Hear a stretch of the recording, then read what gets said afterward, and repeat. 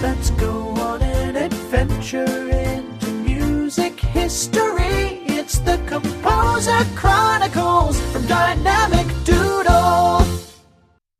Hi, friends. My name is Oscar Peterson, and this is my story. I was born on August 15th, 1925, in Montreal, Quebec, Canada. I grew up in a neighborhood called Little Burgundy, where music filled the streets and homes. My parents had come from the Caribbean, and they believed music was very important. My father made sure all of his children learned to play instruments. When I was young, I actually wanted to play the trumpet. But when I was about 7 years old, I became very sick with tuberculosis, a serious lung illness. While I was resting and recovering at home, I began focusing on the piano instead. That decision would change my life forever. My sister Daisy became my piano teacher, and she was very strict. She made sure I practiced scales, exercises, and classical music every single day. Soon, I discovered jazz, and I fell in love with its freedom, rhythm, and energy. By the time I was a teenager, I was already winning piano competitions and performing on the radio in Canada. When I was 24 years old, something incredible happened. A famous jazz producer named Norman Granz heard me playing on the radio and invited me to perform in New York City. That performance helped introduce me to the world. And soon I was touring and playing with some of the greatest jazz musicians of all time. My family was very important to me. I was married and had children. And even while traveling the world, I always cared deeply about my family and the people who supported my music.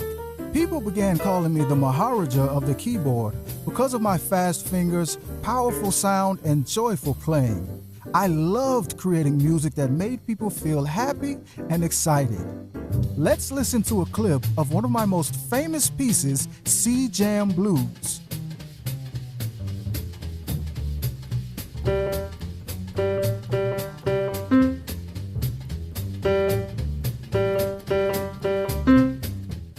Here's another favorite, Hymn to Freedom, a song that became a symbol of hope and equality.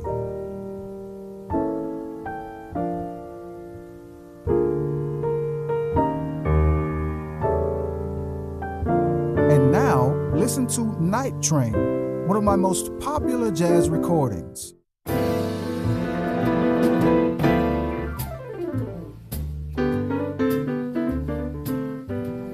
I performed all over the world and recorded more than 200 albums.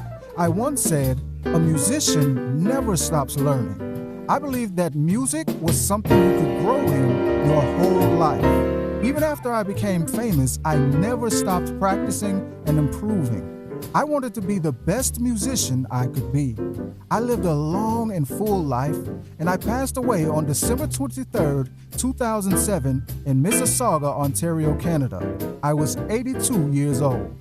I was a part of the jazz era, especially during a time called bebop and modern jazz, when musicians explored new sounds, creativity, and freedom in music.